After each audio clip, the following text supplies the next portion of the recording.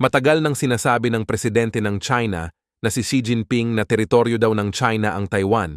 Ayon sa kanya, balang araw daw ay magkakaroon ng reunification sa pagitan ng Taiwan at China at kung kinakailangan daw ay gagamit ng puwersa ang China para siguraduhing mangyayari yon. Gusto ni Xi Jinping na mapunta ang Taiwan sa kontrol ng gobyerno ng China. Kaya naman marami ang nangangamba na baka meron ng plano ang China na lusubin ang Taiwan upang masakop ito. Napakataas ng tensyon ngayon sa Asia-Pacific region. Noong mga nakaraang buwan kasi, naging mas lalong madalas ang paggawa ng China ng mga agresibong aksyon laban sa mga bansa na malapit sa kanila. Marami tuloy ang nangangamba na baka malapit nang magsimula ang kinakatakot ng lahat. Naniniwala ang marami na posibleng biglang sumiklab ang isang pandaigdigang gera dahil sa mga delikadong kilos na ginagawa ng China ngayon. Pag inatake ng China ang isa sa mga bansa na malapit sa kanila tulad ng Taiwan at Japan, malaki ang posibilidad na mahila din ang United States sa gera. Ayon sa mga eksperto, pag nagkaroon ng digmaan sa pagitan ng Amerika at China, mahirap nang maiwasan na magkaroon ng isang world war. At pag nagkaroon ng isang pandaigdigang digmaan, malaki ang tsansa na mahila ang karamihan ng mga bansa sa mundo. Kaya naman, napakadelikado talaga ng panahon ngayon. Maraming senyales na malapit na talagang lumusob ang China sa Taiwan. Nagiging mas madalas na ang pagsasagawa ng China ng mga military exercise. Tapos ang mga military drills na ginagawa ng China ay tumitindi na rin. Kailan lang ay nagsagawa ang China ng isang military exercise kung saan pinalibutan ng mga barko at eroplano ng People's Liberation Army ang Taiwan. Ayon sa mga military analyst, mukhang pinapractice na ng China ang pagsakop sa Taiwan. Bukod doon, mas lalo na ring pinapalakas ng China ang hukbo nila. Ang mas delikado pa ay pinapalakas na rin ng China ang pakikipagtulungan nila sa mga bansang galit sa Amerika. Kailan lang ay nagsagawa ng military exercise ang China, Russia at Iran. Tapos ayon sa Japan ay madalas nilang nakikitang magkasamang naglalayag ang mga barko ng Chinese Navy at Russian Navy. Ang mga eroplano rin ng Russia at China ay madalas nakikita na lumilipad malapit sa teritoryo ng Japan. Kaya naman marami ang naniniwala na pag lumusob ang China sa Taiwan, tutulungan sila ng Russia. Dahil sa mga agresibong aksyon na ginagawa ng China at pati na rin ng Russia, maraming mga general at military officials ng United States ang naniniwalang malapit nang mapasabak ang Amerika sa isang matinding gera. Pinahiwatig ng commander ng Air Mobility Command ng United States Air Force na si General Michael Minihan na posibleng magsimula na ang gera sa pagitan ng China at Amerika next year. Nagpadala siya ng isang memo sa mga officers na kinocommand niya na nagsasabing dapat maghanda na para sa digmaan. Ayon sa general, posibleng lumusob na daw ang China sa 2025. Mataas ang katungkulan ng general na to, commander siya ng 50,000 American soldiers, kaya siguradong matalino siya at merong mabuting rason kung bakit naniniwala siyang magkakaroon na ng digmaan sa susunod na taon. Bukod doon, commander din siya ng 500 na eroplano. Ayon sa kanya, next year daw ay magkakaroon ng oportunidad ang presidente ng China na si Xi Jinping na lumusob sa Taiwan. Sinabi din ng general na dapat daw ay gumawa na ang US military ng isang fortified, ready, integrated, and agile joint force maneuver team na handang makipaglaban at manalo sa First Island Chain. Ang memo na pinadala niya ay addressed sa lahat ng mga Air Wing commanders ng Air Mobility Command at pati na rin sa ibang mga Air Force Operational Commanders. Inutusan niya din ang mga ito na i-report sa kanya ang lahat ng mga major efforts nila para maghanda sa gera laban sa China. Marami ang nagulat sa sinabi ni General Michael na sa tingin niya ay next year lulusob na ang China sa Taiwan. Ayon sa maraming eksperto, kung lulusob na ang China sa Taiwan sa susunod na taon, wala nang oras para maghanda. Mahirap daw kasing maghanda at palakasin ang mga depensa at militar kung ilang buwan na lang ang natitira bago magkaroon ng isang matinding digmaan.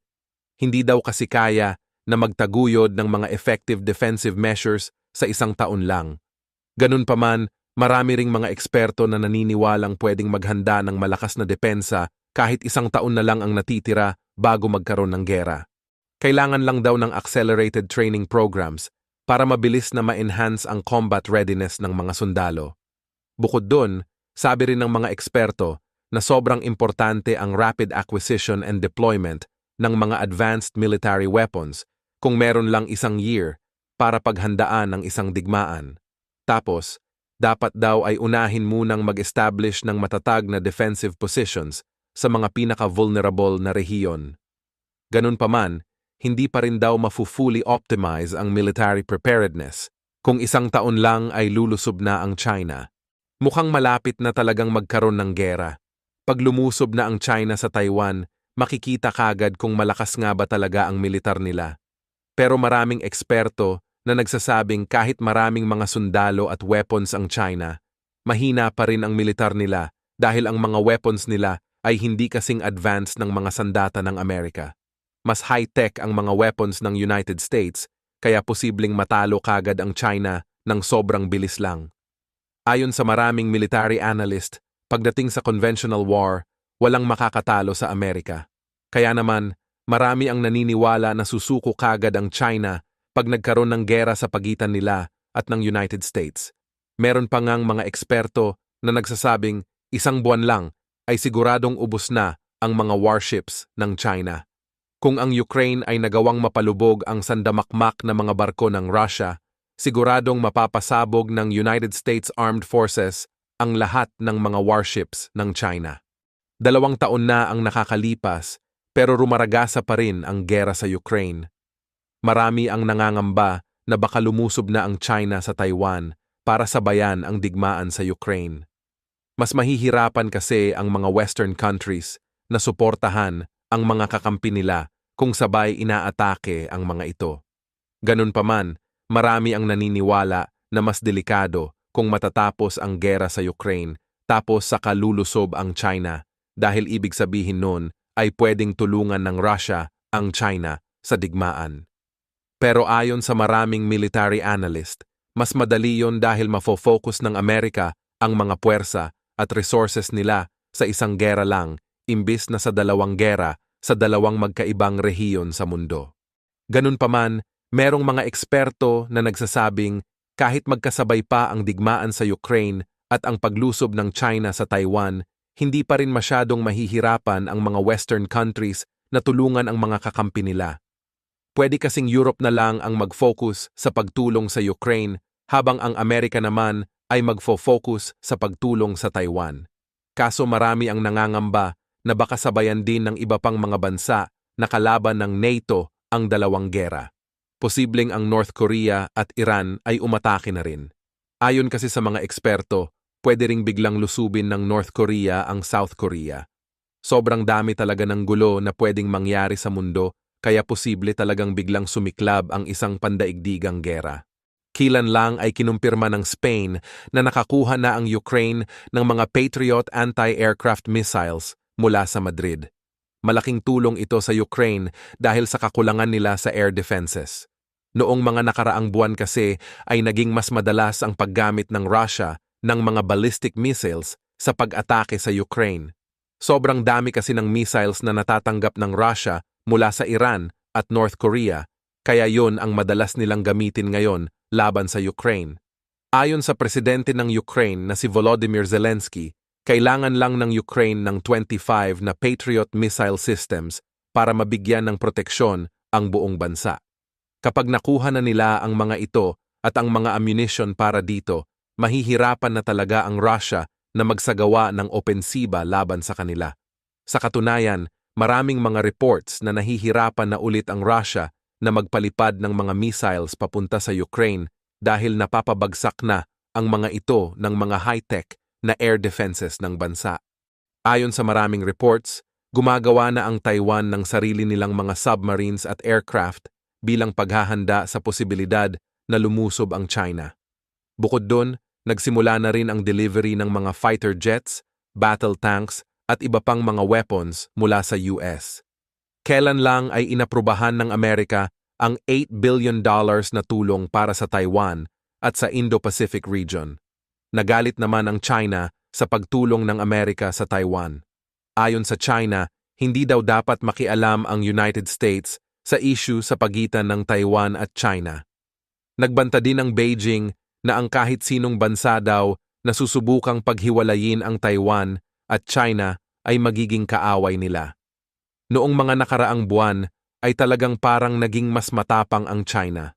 Posibleng isa yung senyales na ang tingin ng China ay handa na talaga ang kanilang militar para sa isang matinding digmaan.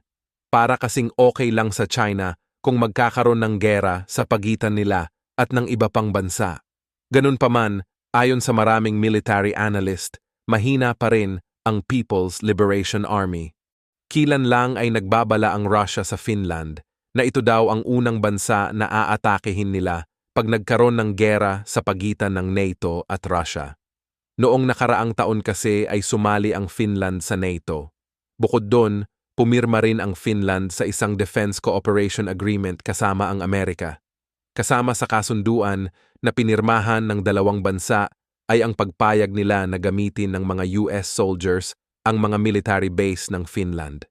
Nakasulat din sa kasunduan na papayagan ng Finland ang Amerika na maglagay ng mga military equipment sa teritoryo nila.